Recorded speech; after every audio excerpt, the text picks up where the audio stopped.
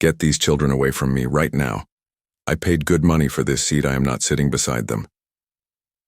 The explosion of that sentence shattered the hushed calm of Liberty Airlines Flight 292, Chicago to Miami.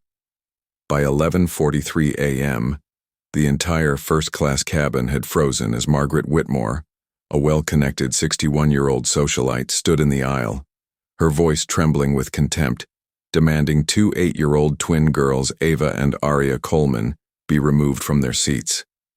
Within seconds, cell phones came alive. Passengers swiveled, whispers turned to gasps. The twins sat rigid, clutching each other, tears threatening.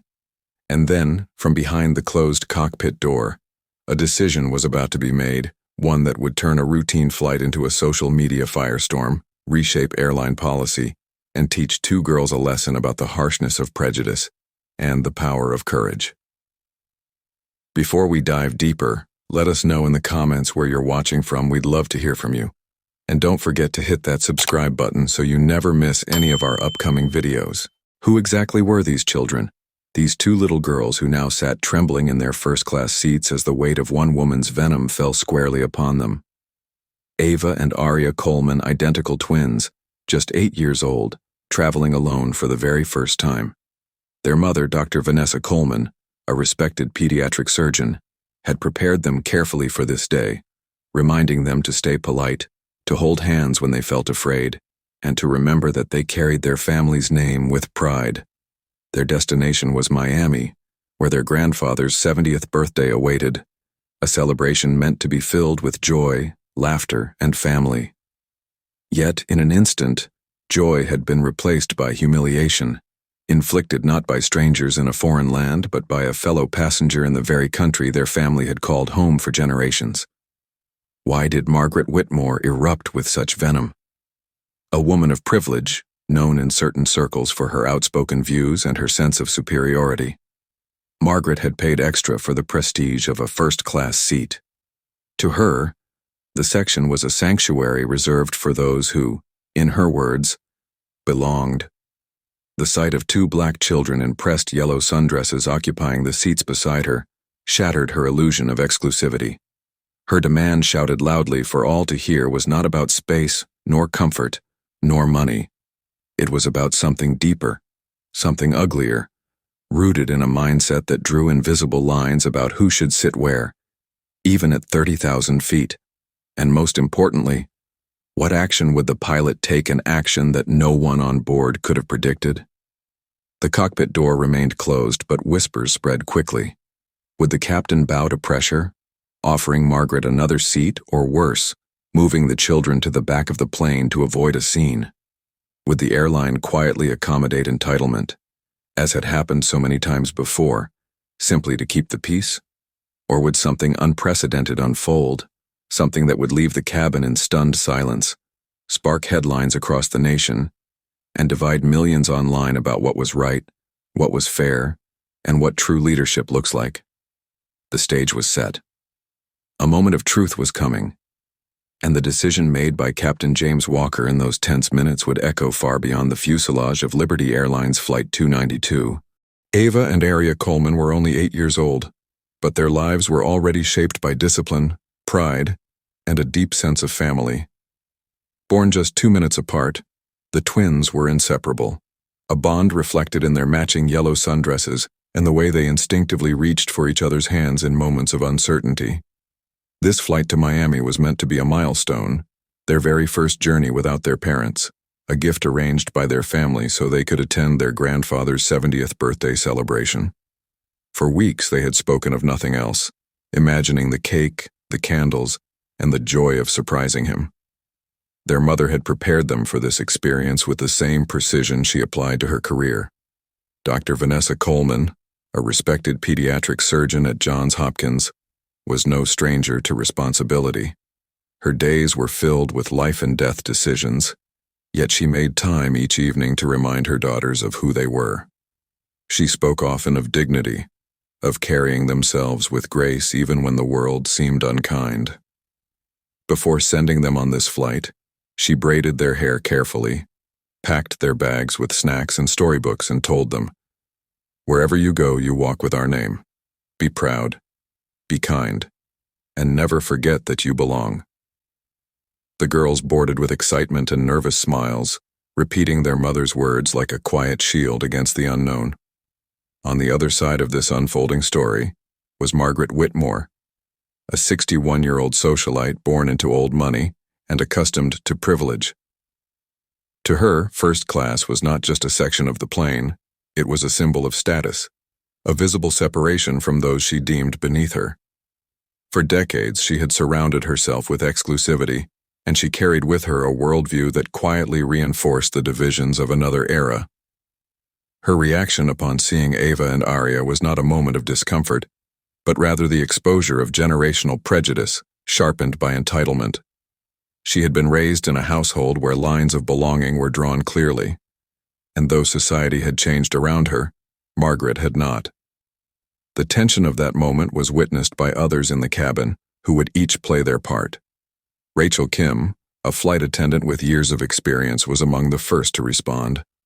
Known for her calm professionalism, she positioned herself protectively near the twins, her training guiding her, but her humanity shining through. Seated further down the aisle was Clara Jefferson, a retired teacher in her 70s who had lived through the civil rights movement. Clara had seen the worst and the best of humanity in her lifetime, and as she adjusted her glasses and looked at the frightened faces of the Coleman girls, memories of marches, of shouted insults, and of hard-fought progress stirred within her. She understood better than anyone else on that plane what was unfolding. And then there was Anthony Price, a civil rights attorney traveling on business who quietly lifted his phone and began recording. He had built his career on defending the vulnerable, and now, without saying a word, he recognized the significance of documenting every detail. His eyes shifted between Margaret's fury and the twins' confusion, already calculating how this confrontation might ignite far beyond the walls of this aircraft. Finally, behind the closed cockpit door, Captain James Walker listened as the situation was relayed to him. A former military pilot, he carried with him the weight of authority and a personal code shaped by years of service. He was respected among his crew for being principled, for standing firm even under pressure. Now his decision would not simply determine who sat where on a flight to Miami, it would define what kind of leader he was and what kind of values Liberty Airlines would project to the world. The twins had boarded that morning full of joy, their hearts light with the promise of family celebration. But within minutes, they would be forced to face the ugliest side of humanity, a confrontation that would test not only their courage, but also the courage of every adult around them. The moment Margaret Whitmore stepped into the first-class cabin of Liberty Airlines Flight 292, her sharp heels clicking against the carpeted floor, the tension began to rise. Her eyes scanned the rows ahead, her lips pressed tightly together as she adjusted her silk scarf. Then she saw them. Ava and Aria Coleman, two little girls in their matching yellow sundresses, their legs swinging above the floor, their coloring books spread neatly on the fold-out trays. In an instant, her expression hardened. She stopped cold in the aisle, one manicured hand tightening around the strap of her designer handbag. "Not beside me," Margaret snapped, her voice slicing through the quiet. "I am not sitting here. They don't belong here." The words, cold and deliberate, sent a shiver down the row. Ava's crayon slipped from her fingers as she slowly closed her coloring book, confusion spreading across her small face. Beside her, Aria's lower lip began to tremble, tears threatening to spill. The twins leaned into one another, their bodies shrinking against the leather seat, unsure of what they had done wrong but instinctively sensing that they had become the target of something cruel. The air shifted. Passengers exchanged uneasy glances, eyes darting between Margaret's furious posture and the frightened children. A soft murmur rippled across the cabin as the first phones were lifted, cameras discreetly angled toward the unfolding confrontation. Some watched in silence, others whispered, but all felt the gravity of the words that had just been spoken aloud. Rachel Kim, the flight attendant on duty, stepped forward immediately. Her training told her to keep calm, but the sight of the twins clutching one another tugged at her heart. She placed herself between Margaret and the girls, her voice steady. "Ma'am, these passengers are properly ticketed. They are assigned to these seats. They have every right to be here." But Margaret only grew louder, her outrage carrying over the cabin. "First class is for people who earned it, not for unaccompanied children, and certainly not for these children." She emphasized the last words with a disdain that made clear her meaning. The phrase hung heavy in the air. These children, dripping with prejudice, echoing decades of exclusionary language that countless Americans had heard before. Ava buried her face in Aria's shoulder, trying to disappear. Aria, her voice barely audible, whispered, "Why doesn't she like us?" Clara Jefferson, seated 2 rows behind, felt her heart break at the sound. Memories of her own youth, the insults, the stares, the segregated spaces, came rushing back with painful clarity. She clenched her fists, her body tensing as she prepared to rise if needed. Anthony Price, seated diagonally across the aisle, kept his phone steady, recording every second. His face revealed no emotion, but behind the lens he understood the weight of this moment. It was not just about 2 children on a plane. It was about the lingering question of who is seen as worthy, who is granted dignity, and who is told they do not belong. Rachel Kim tried again, her tone firmer. "Mrs. Whitmore, if you would please take your seat, we can prepare for departure." But Margaret refused to move, her voice growing shriller, her finger pointing directly at the Coleman twins. "Move them. Put them where they belong." The cabin fell silent. Not a breath, not a whisper. The words carried across the rows like a strike of thunder. The children's tears flowed freely now, their small shoulders shaking as they clung to one another for comfort. Passengers looked on, some furious, some afraid, but no one dared intervene yet. And then, as if the plane itself had been waiting, the sound broke the stillness, the metallic click of the cockpit door unlatching. Slowly, the door opened. The cabin held its breath. All eyes turned forward, and standing there, framed by the narrow doorway, was Captain James Walker. Captain James Walker stepped fully into the cabin, his presence instantly commanding attention. He scanned the aisle, his expression calm but unyielding. "What seems to be the problem here?" he asked, his voice steady but carrying the unmistakable authority of a man who had spent years in both the military and the skies. The passengers leaned in, their eyes fixed on him, the weight of the confrontation now in his hands. Margaret Whitmore, sensing an opportunity, straightened her shoulders and softened her tone ever so slightly. To her, Captain Walker represented exactly the kind of authority she had relied on all her life. White, male, and accustomed to order. She was certain he would understand her demand. "Captain," she began, gesturing toward the twins with a dismissive flick of her hand. "Surely you can see this is inappropriate. I paid for a first-class ticket. I should not be subjected to this. These children, they don't belong here. Move them where they belong." Her words, heavy with entitlement, hung in the air, echoing the same refrain she had shouted only minutes earlier. But instead of addressing Margaret, Captain Walker shifted his attention to the 2 little girls. He stepped closer, lowered himself onto one knee so that his eyes met theirs, and with a steady voice said, "Ava, Aria, listen to me. You are exactly where you belong. Don't let anyone tell you otherwise." His words carried through the cabin, quiet but undeniable, breaking the tension like a beam of light piercing the clouds. The effect was immediate. A murmur spread across the rows, small nods of approval rippling from passenger to passenger. And then came the applause, tentative at first, then louder, stronger, until the cabin echoed with clapping, a collective voice of support drowning out Margaret's protests. Ava wiped her tears and Aria gripped her sister's hand tighter, their fear replaced, if only slightly, with reassurance. From his seat, Anthony Price kept his phone recording, his legal mind already racing ahead. He knew what he had captured was more than a disagreement on a plane.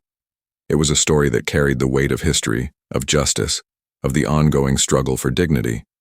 This, he thought to himself, is going to go viral. And he was right. Within hours, millions would see this video, and debates would rage across every platform about what it meant, who was right, and how far society still had to go. It was then that Clara Jefferson rose from her seat. Her voice, though aged, carried a power born from decades of teaching and decades of struggle. "I fought for children like them to sit in classrooms they were told they didn't belong in," she said firmly. "I watched little boys and girls walk past angry crowds just to go to school. And I will not sit silently on this plane and watch history try to repeat itself. These girls do belong here. They belong anywhere their ticket says they do. And anyone who says otherwise is wrong." Her words, raw and unflinching, sent a hush over the cabin. For a moment, even Margaret was silent, her lips pressed together as the reality of Clara's lived truth confronted her entitlement. The scene was being filmed from multiple angles now. Close-ups of Margaret's furious expression, the twins' tear-streaked faces, Captain Walker's calm reassurance, and Clara Jefferson's stand. By the time the plane touched down in Miami, snippets of the incident were already circulating online. Headlines followed within hours. "Racist woman loses it on flight. Airline responds after viral incident at 30,000 feet." News anchors debated the airline's role, commentators dissected every word, and the names Ava and Aria Coleman became symbolic of something larger than themselves. But even as the applause faded, and the captain prepared to return to the cockpit, the confrontation was not over. Margaret adjusted her scarf, her face red with indignation. Her voice cut once more through the murmurs of the cabin, sharper now, her pride refusing to yield. She looked directly at Captain Walker and, with chilling certainty, said something that would shock even him, words that would escalate the conflict in a way no one on board could have anticipated. The cabin was no longer just an airplane, it had become a courtroom at 30,000 feet. Every passenger was a juror, every phone recording was evidence, and Margaret Whitmore, she was the defendant on trial before the world. Margaret's face flushed crimson. Her voice, sharp and brittle, cut through the air. "Margaret Whitmore, this is discrimination against me, against people like me who paid good money to sit here in peace." Gasps, groans, heads shook in disbelief. One passenger muttered audibly, "Unbelievable." Another shouted back, anger rising, "No, ma'am. Refusing to sit next to children because of their skin color is discrimination. You're the one breaking peace here." The words hit like a gavel striking wood. Rachel Kim, still standing protectively near Ava and Aria, placed a hand gently on one of the girls' shoulders. Their small frames trembled. Ava bit her lip, clutching her stuffed bunny tighter. Aria wiped her cheeks with the back of her tiny hand, trying so hard to be brave. At that moment, Captain James Walker stepped fully into the aisle. His presence was commanding, his uniform crisp, his voice steady. "Captain Walker, Ms. Whitmore, enough. You have two choices. Sit down quietly in your assigned seat, or deplane and face a lifetime ban from this airline." The cabin erupted in gasps. Some passengers whispered in disbelief, others smiled, relieved someone had finally said what needed to be said. Anthony Price, phone in hand, whispered to the person beside him, "This is history in real time, and the world needs to see it." Margaret's jaw dropped. For once, words failed her. She sputtered, voice shrill, desperate. "Margaret Whitmore, I demand a refund. I'll sue this airline into the ground. You can't treat me this way." But Captain Walker didn't flinch. His eyes hardened, his voice sharper than steel. "Captain Walker, you didn't pay for the right to traumatize children. You paid for a seat. Take it, or leave this aircraft." Silence. The kind of silence where hearts pound louder than voices. Every passenger leaned forward, phone still raised, waiting for her decision. Margaret's hands trembled as she gripped her designer handbag. Beads of sweat rolled down her temple. A whisper rippled across the rows. Will she back down? Or will she be removed in shame? Margaret Whitmore stood frozen in the aisle, her lips trembling with rage, her fists tightening around the handle of her handbag. The entire cabin waited for her decision. Then, with a defiant glare, she hissed, "Margaret Whitmore, I will not sit here, not beside them." The words landed like poison. Murmurs rippled, gasps filled the air, and then, the sound every airline passenger dreads the intercom crackled to life. Captain Walker's voice, "Ladies and gentlemen, due to a passenger's refusal to comply with federal aviation regulations, we are required to contact ground authorities. Please remain seated." The tension snapped like a wire. Within minutes, as the plane remained docked at the gate, 2 uniformed airport security officers boarded. Their presence was calm but unyielding. Passengers raised their phones higher. Some whispered, some applauded quietly. Margaret's voice climbed into hysteria. "Margaret Whitmore, this is harassment. This is an outrage. Do you know who I am?" But the officers were unmoved. One leaned in firmly. "Ma'am, please gather your belongings. You're coming with us." The cabin erupted into a storm of clicking camera shutters and recording phones as Margaret Whitmore, once the untouchable socialite, was escorted down the aisle, her heels clicking furiously against the floor, her face twisted in fury. Phones recording from every angle, the shuffle of feet, passengers craning necks to capture history. And then, silence. The tension broke. Ava and Aria Coleman clung to each other in their seats, wide-eyed, but safe. Rachel Kim crouched to their level, offering them cups of juice and a warm smile. Ava, her voice trembling like porcelain, whispered to Captain James Walker, "We didn't do anything wrong, right?" The captain knelt down, his gaze steady and kind. Captain Walker, "No, sweetheart. You did everything right, and you belong anywhere you want to be." The cabin filled with soft applause. Some passengers wiped tears from their eyes. Clara Jefferson reached across the aisle, gently taking one of Aria's small hands in her own. Clara Jefferson, "Don't you ever forget that, darling, don't you ever forget."